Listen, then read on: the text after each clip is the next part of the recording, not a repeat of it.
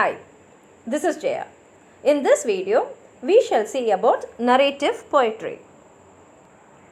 Now, what is narrative poem? A narrative poem is a poem which tells you a story. So, naturally, there will be characters, there will be plot, conflict, resolution, setting, and action. And for narrative poetry, the poet need not use any rhyming scheme, but generally, it is a metered poem.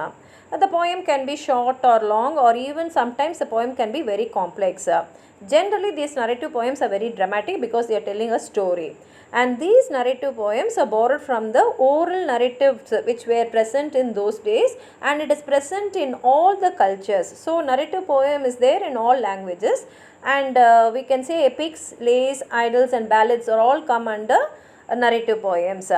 And even novel in verse can be said as a narrative poem. For example, we can take The Ring and the Book by Robert Browning for this. And when a narrative poem talks about romance, we can say that it's a story about chivalry, because that romance will not be only about love, but chivalry also will be there. And for this, the example can be The Romance of the Rose or Tennyson's Idylls of the King.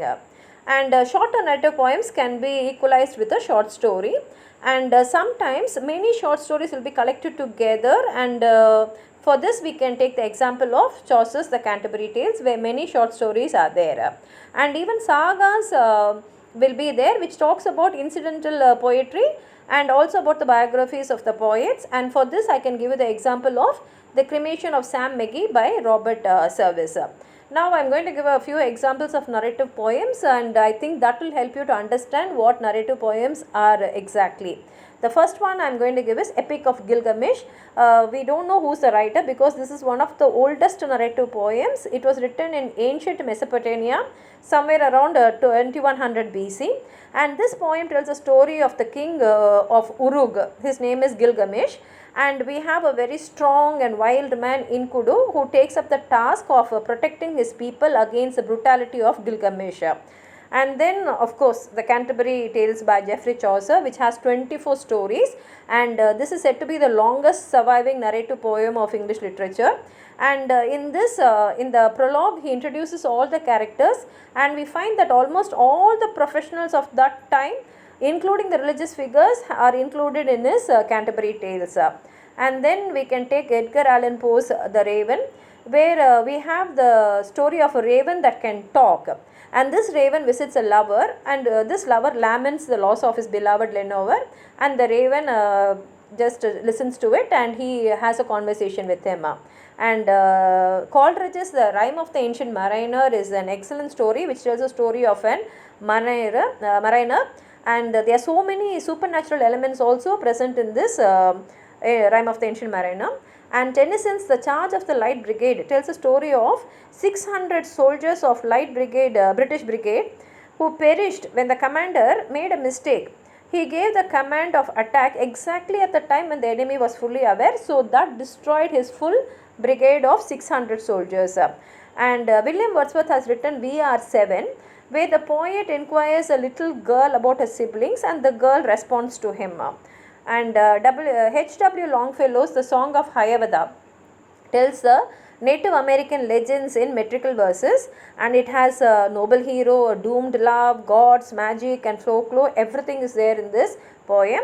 And Edna St. Vincent Millais, The Ballad of Harp Weaver, is a story of a mother's unconditional love.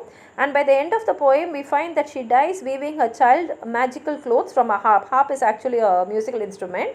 And the mother's dialogue is quoted by her son, who placidly accepts a sacrifice. And actually in 1923, Edna St. Vincent Millay won the Pulitzer Prize for this collection, for this poetry collection. And we have Alfred Lord Tennyson's Idylls of the King, which tells the story of King Arthur, his knights, and his tragic love for Guinevere. And Anne Carson's autobiography of Red is based on the ancient Greek myth about a hero's battle with a red-winged monster. And this is written in free verse. And actually Carson has recreated the monster as a moody boy who battles modern day problems related to love and sexual identity. And if we are going to see what is the meaning and function of a narrative poem is, generally these narrative poems will have a moral at the end. and these morals can be explicit or implicit.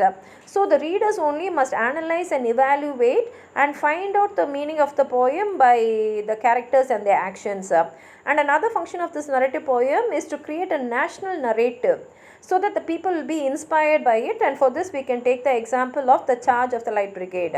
And above all, this narrative poem functions as a national song, as a national anthem or a cultural requiem, so that the people will be aware of their past and that will help them in their future. And how these narrative poems came is they are all mostly based on oral form of poetry. We know that first we had only oral tradition and then only written tradition came, and since it is taken from the oral tradition, we find that rhythm, rhyme and repetitions are all very easy here, because in those days it was very easy to memorize them if they have a rhythm, rhyme and repetition, and that is how it was handed over to the future generation. And so narrative poetry also evolved from this oral tradition, and this narrative poetry has established other forms of literary devices. And the best example for all this oral tradition being adapted into written form is the Iliad and the Odyssey. And we have the Anglo-Saxon narrative Beowulf, which has inspired modern day books, movies, operas and even computer games are based on this. And even in India we have Mahabharata and Ramayana, which were first in oral form and then it came as a written form. This is what I have to say about narrative poetry. If you have anything more to add on to this, please write it in the comment box. It will be very useful to others. Like the video, share it with your friends, and if you have not subscribed my channel, please subscribe. Thank you.